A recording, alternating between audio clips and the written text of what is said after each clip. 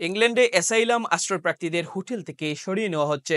যুক্তরাজ্যের home office আশ্রয়প্রার্থী সংকট মোকাবেলায় কার্যকর ভূমিকা নেওয়ার বার্তা দিতে চায় এবং এর অংশ হিসেবে ইংল্যান্ড জুড়ে ৯টি হোটেল থেকে শত শত আশ্রয়প্রার্থীকে কয়েক সপ্তাহের মধ্যেই সরিয়ে নেওয়া হবে। উইন্ডসর ক্যাসেলের কাছে একটি হোটেল সহ ৯টি প্রতিষ্ঠানে এই পদক্ষেপ নেওয়া হবে বলে সরকারি সূত্র নিশ্চিত করেছে। এই পদক্ষেপে উইন্ডসর ক্যাসেলের কাছে অবস্থিত একটি হোটেল বন্ধ করে দেওয়া হবে, যেখানে সম্প্রদায়গত উত্তেজনা ও বর্ণবাদের অভিযোগ উঠেছে। ওয়েস্ট মিডল্যান্ডস ও চেশায়ারের হোটেলগুলিও বাতিলের তালিকাভুক্ত হয়েছে, যেগুলো চরম ডানপন্থী কর্মীদের টার্গেটে পরিণত হয়েছে বলে জানা যায়। প্রতিবেদন অনুযায়ী বার্কশায়ারের রাজপ্রাসাদের নিকটবর্তী হোটেলগুলো থেকে স্থানান্তরিত আশ্রয়প্রার্থীদের দীর্ঘমেয়াদী অস্থায়ী আবাসনে, মূলত ফ্ল্যাট বা শেয়ার করা বাড়িতে স্থানান্তর করা হবে, যেগুলো হোম অফিস পরিচালনা করবে।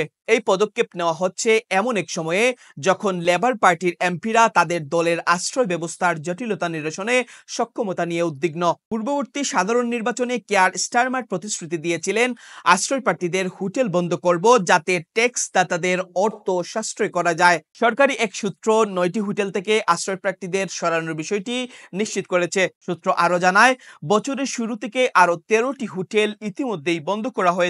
প্রতিবেদন অনুযায়ী রাজ পরিবারের সদস্যরা প্রায়ই ডেচেট গ্রামের সবুজ প্রান্ত দিয়ে ক্যাসেলের প্রতি যাতায়াত করেন, যেখানে জনসংখ্যা মাত্র ৪,৮০৭। এই সপ্তাহে এক প্রতিবেদনে বলা হয়েছে, মুসলিম আশ্রয়প্রার্থীরা একজন হিন্দু দোকান কর্মচারীর প্রতি বর্ণবাদী মন্তব্য করেছেন, যিনি কেবল নিজের নামই পরিচিত। গত নভেম্বরের ডেইলি মেইল এর এক প্রতিবেদনে ডেচেটের বাসিন্দারা বলেছিলেন, আশ্রয়প্রার্থীদের কারণে গ্রামটি ধ্বংস হয়ে গেছে, তাই তারা বাড়ি বিক্রি করতে চাচ্ছেন। একজন বলেছিলেন, আমি আমার বাড়ি বিক্রির জন্য মার্কেটে দিয়েছি, আর পারছি না। এই গ্রামটা একসময় খুব সুন্দর ছিল, এখন সবকিছু নষ্ট হয়ে গেছে, নরক হয়ে গেছে। ওই একই প্রতিবেদনে ডেচেটের বাসিন্দা ও ক্যাফে মালিক মোহাম্মদ তারিক হোটেল এবং এর বাসিন্দাদের পক্ষে কথা বলেন। তিনি বলেন, আপনি যদি এই লোকদের সঙ্গে কথা বলেন, দেখবেন তারা খুবই ভদ্র। তারা সবাই কঠিন পরিস্থিতি থেকে এসেছে। তারা অপরাধী নয়, খারাপ লোকও নয়।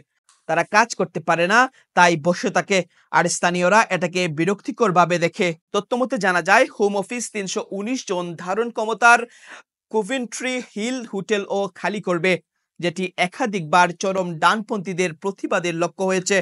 ২০২০ সালের আগস্টে এক নিরাপত্তারক্ষীকে মারধরের অভিযোগে জেমস হোয়াইটকে দোষী সাব্যস্ত করা হয়। তিনি ব্রিটেন ফার্স্ট এর এক বিক্ষোভে অংশ নিয়েছিলেন।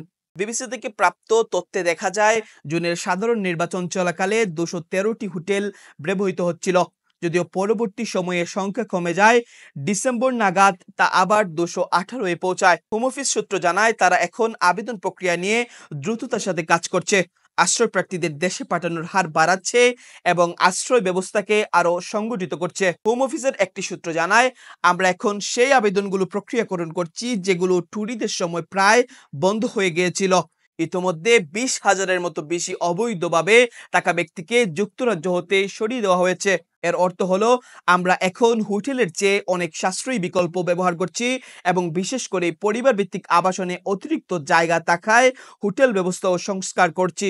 সর্বশেষ পরিসংখ্যান অনুযায়ী এবছর এখন পর্যন্ত প্রায় ৭,০০০ আশ্রয়প্রার্থী ছোট নৌকায় চ্যানেলে পার হয়ে যুক্তরাজ্যে প্রবেশ করেছে।